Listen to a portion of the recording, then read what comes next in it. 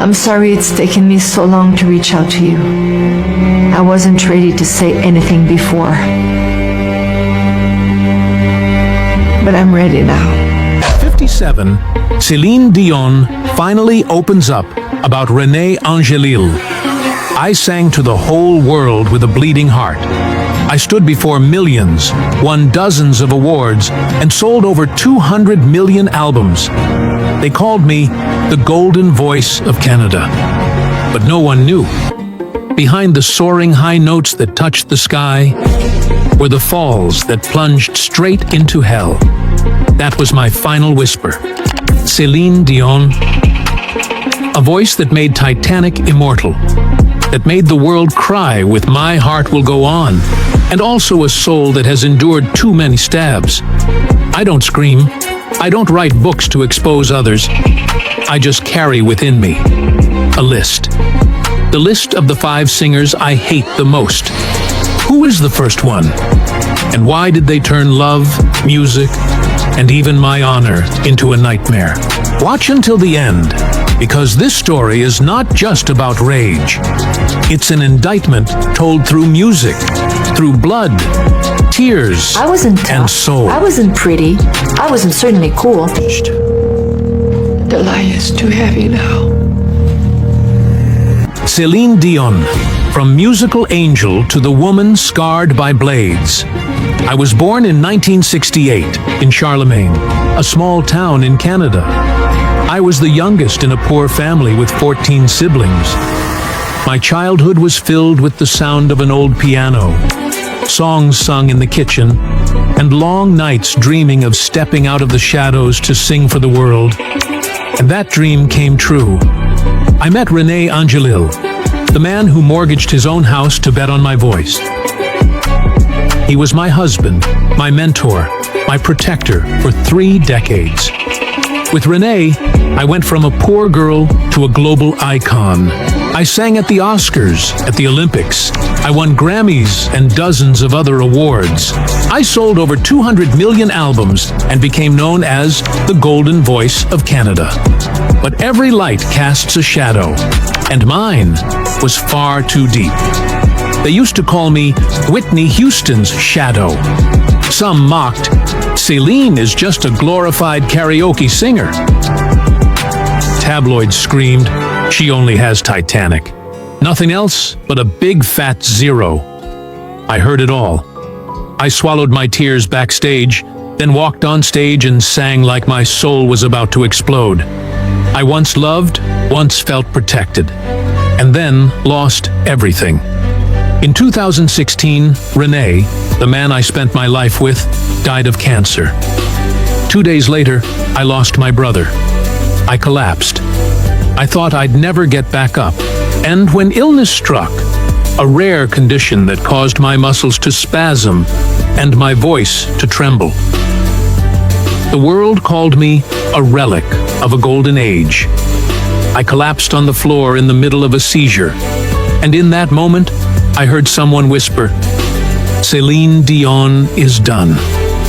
You think I'm strong? I'm not. I just know how to smile for the camera, then cry alone in the dark. I lost my husband, my health, and the very wings that let me fly. And through it all, I've heard every cruel word, taken every stab in the back. Some from colleagues, some from singers I once respected. They laughed, they mocked, they made me a joke to lift themselves higher. I stayed silent for years. I chose music as my answer. But music alone can't express this pain. And today, at 57, I've decided to speak up. I'm going to tell you about the 5 singers I despise the most. 5 names, 5 voices that passed through my life, once raised glasses with me, and left deep, unhealing wounds. Who was the first to dare say to me, "You have the body, but no soul in your voice"? And why is the last name on this list someone who once swore they'd stand by me for life? The story He's begins my everything, so I don't now. care what he's my everything, so I don't care what people say, even if it's like, oh, she loves him too much, or she depends on him too much. The first name, Mariah Carey, the Billboard Diva Showdown. I know you might be shocked to hear this name. The very first person on the list of those I despise the most is Mariah Carey. By the late 90s, the music world was obsessed with just two names, Céline Dion and Mariah Carey. We both hit the highest notes, sold millions of albums, and topped the Billboard charts. But instead of shining together, Mariah turned everything into a battle for survival. I remember it so clearly. In 1998, My Heart Will Go On had the whole world in a frenzy, holding the #1 spot on Billboard for weeks. And right at that moment, Mariah dropped her single, My All. And she didn't just want to win, she wanted to crush me. In an interview, when asked about Titanic's success, Mariah smirked and said, "People bought the record because of the movie, not because of Celine. She just got lucky." That quote was splashed across headlines everywhere. And when My All hit #1, her fans chanted, "Mariah is the real diva.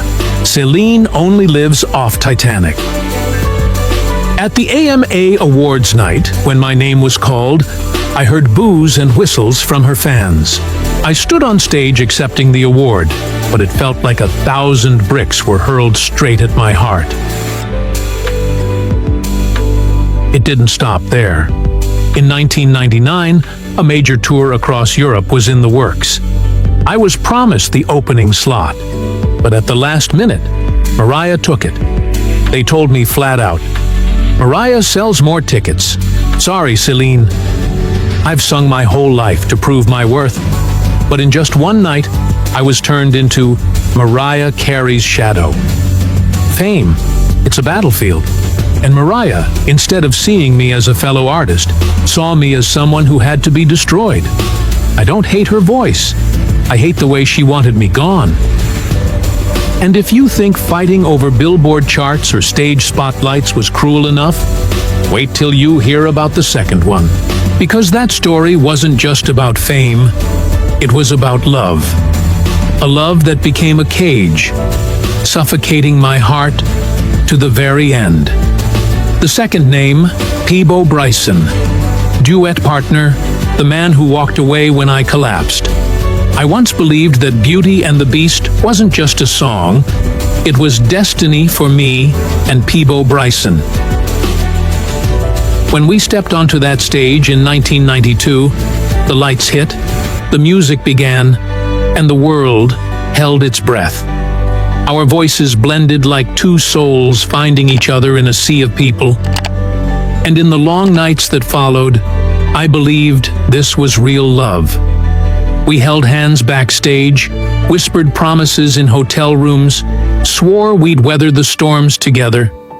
Peabo once told me, "I'll be by your side forever, Celine, not just on stage." I believed him. I loved him. I thought, maybe, after Renee, this was the one man who truly understood my heart. But the truth was brutal. March 1994, at a music industry party at the Waldorf Astoria in New York, where all of American showbiz gathered after an awards night.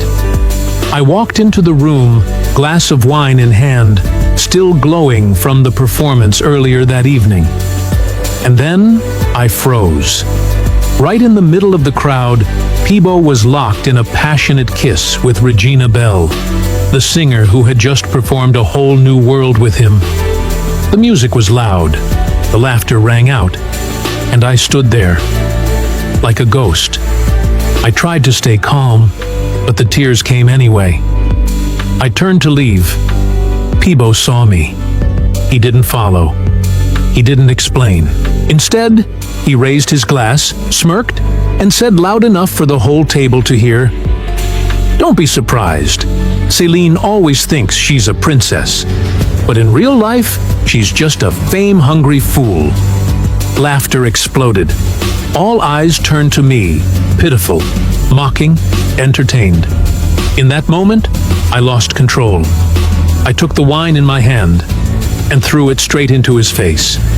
The room fell silent. Red wine dripped down the face I once adored. Regina Belle stood speechless. And then the cameras flashed. Within seconds, the image was everywhere. The next morning, headlines blared, "Céline Dion throws wine at Peabo Bryson. Disney love ends in disgrace." Fans laughed. Tabloids mocked me. But what no one expected, Peabo's career began to nosedive. From a Grammy-winning singer, he slowly faded from the charts. The image of the Disney gentleman was replaced by the memory of a man doused in wine at a party. 1 month later, I decided to face him. I met Peabo at a small bar in Atlanta, the same place where we once sat together sketching ideas for a song. I asked him, "Do you ever regret it?" He looked at me, cold and detached, and said, "Regret? No. You were just a small chapter in my life. And now, that chapter's closed. Don't ever say my name again." I walked away, tears streaming down my face. Peabo Bryson, the man who once sang with me about the most beautiful love in the world, had made me a public joke. And I answered with a single thrown glass of wine, a gesture the world would never forget, and a scar that will never fade. And if a man can be that cruel, just wait for the third name. Because this one's a woman, a singer who not only stole the spotlight from me, but mocked me right in the middle of a live show, in front of thousands. The third name, Whitney Houston, the soul of music, the slap on stage. I had survived Mariah, the Billboard war. I had endured Peabo, the betrayal of love. But the third blade came from a woman the world called the Queen of Soul, Whitney Houston. I've never denied Whitney's talent. She sang like God had gifted her lungs made of gold. When she sang "I Will Always Love You," the world seemed to stop breathing. I too had sat in silence, shedding tears. But what few people know is that between us, a brutal battle once unfolded. Not just over music, but over pride, the spotlight, and a song that was stolen from me. In 1993, Hollywood was searching for the voice to perform the theme for a major romantic blockbuster. The producers sent me the demo. I recorded a test version, and the director teared up, saying, "Celine, you're our choice. This voice will make the film legendary." I started to dream. I pictured myself once again on the Oscar stage, bringing home a golden statue like with Beauty and the Beast. I believed destiny had chosen me. But just weeks later, the call came. A cold voice on the other end. "Sorry, Celine, the song has been given to Whitney Houston." I was stunned. I asked why. They dodged the question. Then, a close songwriter whispered to me, "Don't ask, Celine. You know, in Hollywood, a voice is only half the equation. Whitney has other ways of convincing directors." I didn't need to hear more. I understood. In this town, a song isn't just won by talent. It can be bought with power, sex, or backdoor connections. And this time, I lost. Whitney recorded the song, and it became a global hit. I stood on the sidelines, swallowing my bitterness, listening to whispers. Whitney has soul. Celine's just technical. Whitney's the real diva. If losing the song was a silent stab, the next wound came under the brightest lights. In 1994, New York hosted a massive charity concert featuring the biggest stars. Whitney and I were paired for a duet, Greatest Love of All. The world waited to hear our voices unite. Before the show, I still held hope. I thought, maybe this was our chance to reconnect. Maybe Whitney would show me that music still had room for sisterhood. But the moment the music started, Whitney turned it into a solo performance. According to the plan, we were to split the climax. I held my mic, waiting for the cue. But Whitney clutched hers tighter, stretching every note, powering through, drowning out the orchestra. I tried to join in, but she sailed past me, swallowing the spotlight whole. The crowd erupted, cheering, giving her a standing ovation. I stood beside her, forcing a smile, hands trembling. In that moment, I knew I had become a shadow on the very stage I was invited to share. As the music ended, Whitney turned, held my hand, and whispered with a smile, "Sorry, baby. They only need one diva." I was speechless. That whisper was a slap in front of thousands. The next day, American headlines exploded. Whitney Houston devours Céline Dion on stage. Céline Dion? Titanic's golden voice? Or a soulless shadow? Critics chimed in unanimously. Whitney has soul. Celine is just technique. Fans picked sides. Whitney's laughed at me, calling me the Canadian robot. Mine cried, sending letters of comfort. "Celine, we hear your heart." But deep inside, the wound had already cut deep. A few months later, I met Whitney in a recording studio in Los Angeles. We sat face to face, no lights, no audience. I gathered all my strength and asked, "Whitney, why? Why did you make me a joke in front of the world?" She looked at me, coldly lit a cigarette, exhaled smoke, and said, "Celine, this isn't church. This is war. You've got a voice, but you'll never have soul. And the audience will always choose me over you." I trembled. That wasn't just an answer. It was a fatal strike. That night, back in my hotel room, I opened my notebook and wrote with shaking hands, "I once believed music was the language of love. But tonight, I learned it can also be a weapon, a blade that kills the soul of an artist." Whitney had everything: voice, soul, and power. I only had a heart, and that heart has been torn apart. The third cut didn't come in a bedroom, nor in a shadowed hallway. It came on stage, in front of millions, and it's a humiliation I'll carry for life. The fourth name, Frank Sinatra, the king of love songs, the man who turned affection into manipulation. Since I was a little girl in Charlemagne, Canada, I had listened to Frank Sinatra through my family's old radio. My way echoed through freezing winters, and I dreamed that one day, I too would sing with all my heart like he did. Frank wasn't just a singer. He was an icon. He was my very first lesson in music. In 1995, that dream came true. I was invited to a charity gala in Las Vegas, and Frank Sinatra would be there too. I still remember that ballroom, glittering chandeliers, gold-plated floors, and the orchestra playing timeless melodies. Frank was aging, but his presence still silenced the room. When he shook my hand, those blue eyes were still blazing. He whispered, "Celine, you're the only one who can carry on my ballad legacy." My heart trembled. That sentence felt like a blessing from a master. I was overjoyed, honored. And when the organizers proposed we record a duet for the fundraiser, I believed it was fate. 2 days later, we scheduled to meet in Frank's suite at the Wynn Hotel. I dressed modestly, carrying my sheet music filled with anticipation. In my mind, there was only one thought.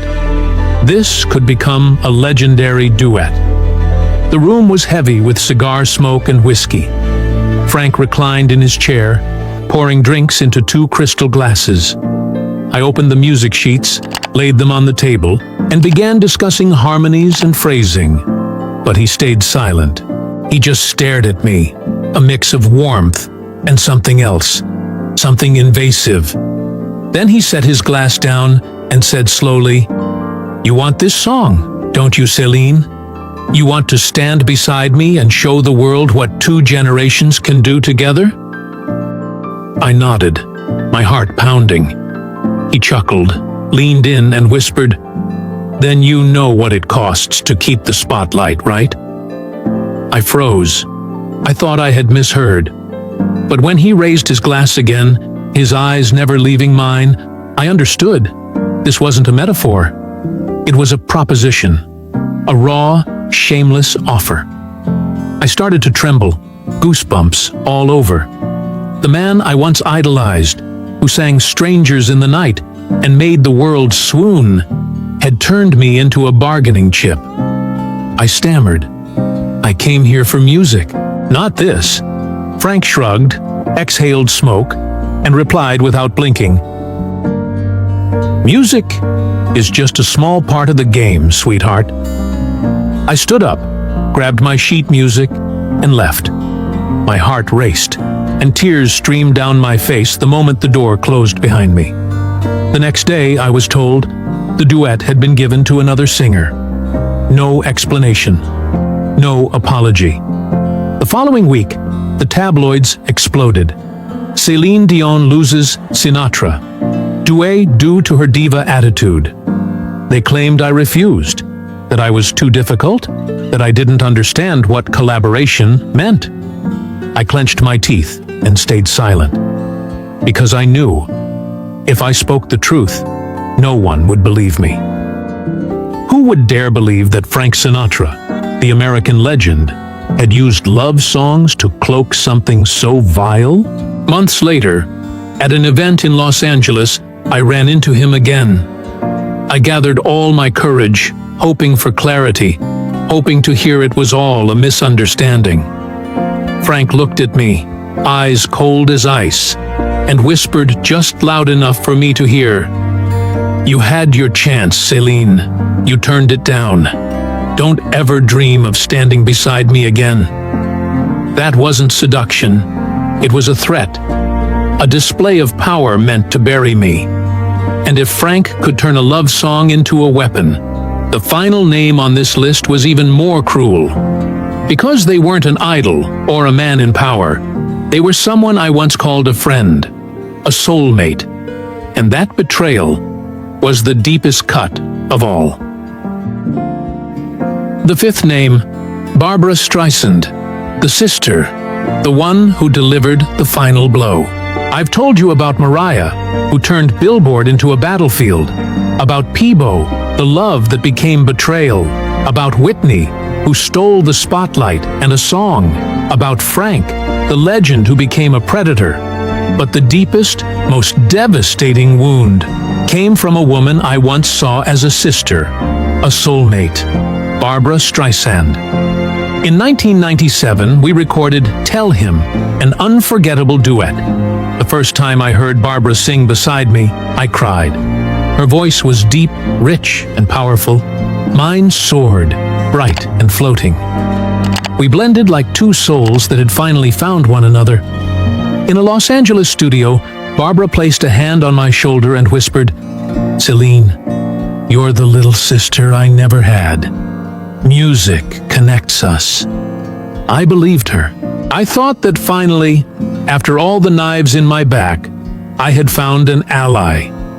I proudly told every interviewer, "Barbra is an icon. Singing with her is the greatest honor of my life."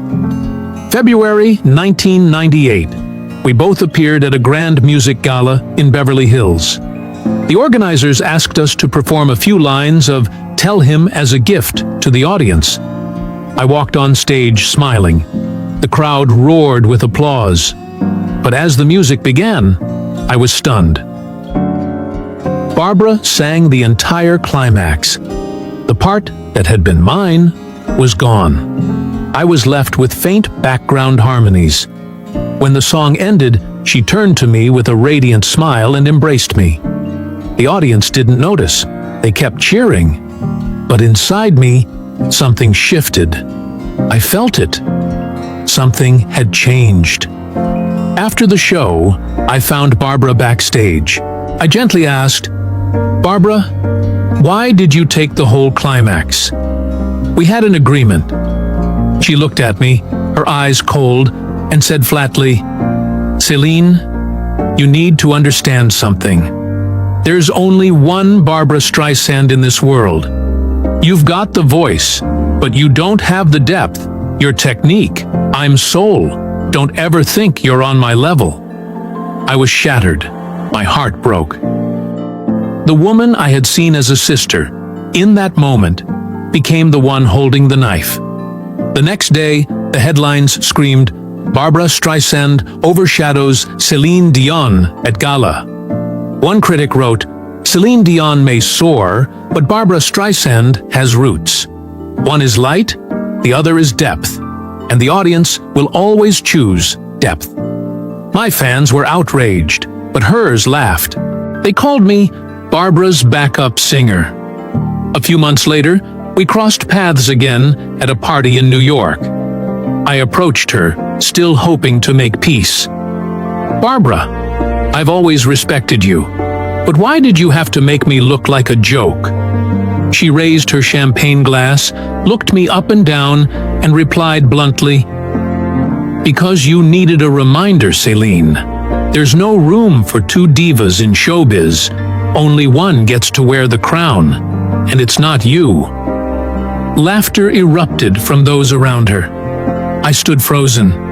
I left the party, tears streaming down my face. That night, I wept and thought, I've been betrayed by lovers, mentors, rivals, but I never imagined I'd be stabbed by someone I called a sister. Barbara, the one who once called me her little sister, had turned me into a public joke. This wound didn't just pierce my heart. It destroyed my last belief that friendship could exist in Hollywood. And that was the final cut. 5 names, 5 wounds. But the blow from Barbra Streisand, the one I once trusted, was the one that made my soul bleed. I've told you about 5 names, 5 blades that cut deep into my heart. Mariah, Peebo, Whitney, Frank, Barbara. Each in their own way, each left a wound that never healed. There are nights I lie in the dark and wonder, why am I still here? I lost my husband, René, the man who was my rock through life. I lost my brother just 2 days later. I lost my voice to a cruel disease that twisted my muscles, made my hands tremble, and stole the perfection from my high notes. The media called me a relic of a golden era. They wrote, Céline Dion, from golden voice to trembling ghost. I read it. I swallowed my tears. But then I look to the side. I see my 3 children. I see their eyes, bright, trusting, and I know I cannot fall. I remember the first time I sang in America, back in 1990. I remember the cheers, the flowers, the letters from fans that said, Celine, your voice saved me from depression. I remember the sold-out nights in Las Vegas, thousands singing with me, crying with me. Then I remember collapsing backstage, breathless, exhausted. I remember the snide remarks, the condescending looks, the contracts that felt more like chains. I remember the hands that once lifted me up, only to let me fall halfway through. Every memory is a blade, but at the same time, they are proof that I have lived. In 2022, I went public with my diagnosis of stiff person syndrome. The world was shaken. I stood trembling and told my fans, I love music, but my body is betraying me. I go through physical therapy every single day. I scream in silence as the seizures hit. I try to sing a high note, only to break down when my voice shatters. But I've never let go of the microphone, because if I do, they win. The ones who mocked me, who called me a soulless robot, who wanted me gone, they win. And I won't let that happen. René is gone, but my 3 children are still here. René Charles and the twins, Nelson and Eddie. They hug me and whisper, Mom, you don't have to sing anymore. You just have to live. But but I smile, stroke their hair, and say, "No, I have to sing, because my voice is my soul, and that soul belongs to you too." They take me into the garden, under the sunlight, playing and laughing. I watch them, and in that moment, I know I've already won. Not on the Billboard charts, not in the studio, but right here, in the arms of my family. Someone once asked me, "Celine, do you have regrets? Would your life have been different if you hadn't met those people?" I answered, "Yes, but without those wounds, I wouldn't sing the way I do now." Pain turned into strength. Betrayal turned into lyrics. Every note I sing is a drop of blood from a scar, but also a pair of wings that let me fly. I've sung with a heart full of scars, and because of that, the audience hears my soul. If you're listening to me today, I want you to understand one thing. Never let anyone silence the music inside you. You may not be a singer, but everyone has their own song, their own dream, their own fire, their own soul. People will laugh, they'll mock, they'll stab you in the back. But don't let them steal your voice. I've lost love. I've lost my health. I've lost my dreams. But I've never lost the song inside my heart. I sit in a small garden in Las Vegas. The sun is setting. My 3 children run around, laughter echoing. I tremble, holding my youngest, kissing his hair. And I smile. Not the smile of a diva on the red carpet. Not the forced smile under camera flashes.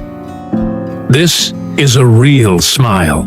The smile of a woman who has survived 5 knives, countless betrayals, and every storm. 5 names, 5 wounds, 1 lifetime, and 1 final smile. For my family, for my audience, and for myself. I am Céline Dion. I am still here, and I am still singing, with every scar of my soul.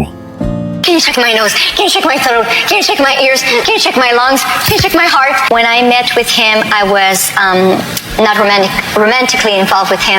Who are they? What did they do to turn a musical angel into a woman who quietly stepped away from the stage? And why is it only now, when faced with stiff person syndrome that may prevent her from ever singing again, that Celine dares to speak out? Céline Dion, the woman who once moved the entire world to tears with "My Heart Will Go On" from the iconic film Titanic. Now, she puts down the microphone and writes out the names of those who once held her fate in their hands, only to crush it with control, betrayal, manipulation, and a deadly silence. Get ready to embark on a journey to uncover the truth. 5 men, 5 heartbreaks, and a 40-year silence finally broken. Céline Dion, the angelic diva with a life blazing in the fire of pain. Born on March 30th, 1968, in a small town in Quebec, Canada, Céline Dion was the youngest of 14 siblings, in a family where musical dreams were fueled by poverty and sacrifice. At just 5 years old, she was already singing on the family dining table. By 12, her parents had taken her to a recording studio, where she signed a music contract without understanding she was giving up her childhood. At 16, Céline Dion made all of France rise to their feet and applaud for 5 minutes straight after her performance of D'amour ou d'amitié. She went on to make Titanic immortal with the song "My Heart Will Go On," which helped the film win 11 Oscars. Even 30 years later, the song remains one of the greatest love ballads of the 20th century. But the world only knew the voice, not the silent crises she endured. She sang until her vocal cords ruptured, was hospitalized right after a performance in Paris, yet still went on stage the next morning because canceling was not an option. At 20, she fell in love with a man 26 years her senior, who was not only her manager but also the master of her fate for 2 decades. He controlled her diet, sleep schedule, and even when she could have children. After her husband's death, Celine sank into darkness, depression, emotional turmoil, and then, in 2022, the world was stunned when she revealed she had been diagnosed with stiff person syndrome, a condition that causes muscle stiffness, extreme pain, and may forever rob her of her ability to sing. And now, Celine Dion breaks down in tears, her voice trembling as she reveals the men in her life, the first who slept beside her every night, the second who severed her vocal cords for profit, the wounds, the betrayals, and the raw truths she has hidden for 40 years. 1. Renee Angelil, from the love of her life to the man who controlled her soul. They were once an iconic couple. The man, 26 years her senior, not only her husband but also the one who discovered her, uplifted her, and controlled every step and every artistic breath of Celine Dion for 3 decades. But in a secret diary revealed after 10 years of being hidden, Celine wrote, "There were days I didn't know who I was, a wife, a money-making machine, or a puppet dressed as a diva." Renee demanded to censor all her songs, contracts, and even her public speeches. He once forbade her from dressing revealingly, saying, "You are a product for families, not Marilyn Monroe." At one point, he secretly recorded Celine's private conversations with colleagues, suspecting she was planning to break free from his control. And the breaking point came in 2008, when Celine expressed a desire to take a year off to have a 3rd child. Renee coldly replied, "A year off? There are hundreds of millions of dollars waiting out there. You're Celine Dion, not a mother from the countryside." So, despite once being deeply in love, Celine has admitted, "I owe him, but I also hate him for stealing my youth, my freedom, and my voice." And that was only the first. The second man? A studio king who threatened and pushed Celine to the brink of bankruptcy and still stands in the heart of Hollywood as if innocent. 2. Walter Afanasieff, musical genius, and the man who pushed Celine to the brink of bankruptcy. He was once hailed as a studio wizard, the mastermind behind multi-million selling hits for Mariah Carey, Michael Bolton, and Celine Dion. But behind the glamorous handshake with Celine was a sophisticated trap built on cleverly worded contracts, sugar-coated promises, and a hidden power grab. While recording The Color of My Love, Walter convinced Celine to sign an exclusive production deal for her next 3 albums, but hidden in the fine print was a clause that forced her to permanently share her royalties. And that's when the nightmare began. Celine was forced to sing to Walter's arrangements, even though she protested they were too industrial and soulless. When she tried to change producers, Walter threatened to break the contract and spread rumors that she was diva-like and had lost vocal control. An anonymous article accusing Celine of arrogance and being difficult to work with surfaced just as she was about to sign with another label. Later, the press speculated Walter was behind it all. And the final straw. When I lost my voice, he didn't check on me. He just messaged, "You should worry about protecting my royalties before protecting your vocal cords." Celine broke down in tears as she recalled it. The result, Celine nearly lost 40% of the revenue from 3 consecutive albums had it not been for a last-minute legal intervention. I hate him not just for the money. I hate him for making me feel like a commodity, not an artist. Would you like to continue?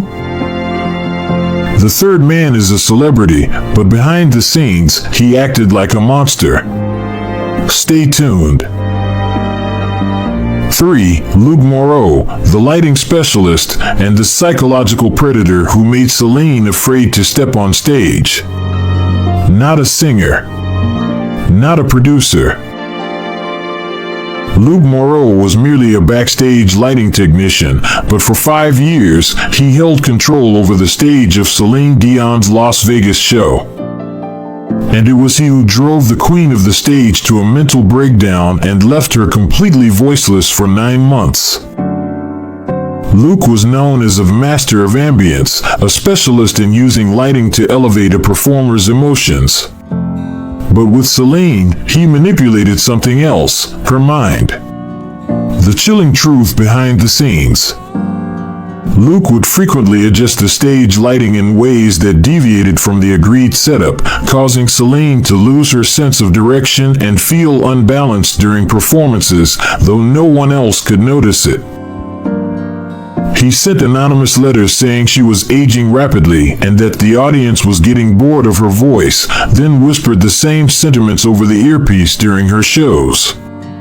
I used to step on stage not knowing if I was still loved. Every spotlight felt like a slap to my confidence. Celine wrote in her diary.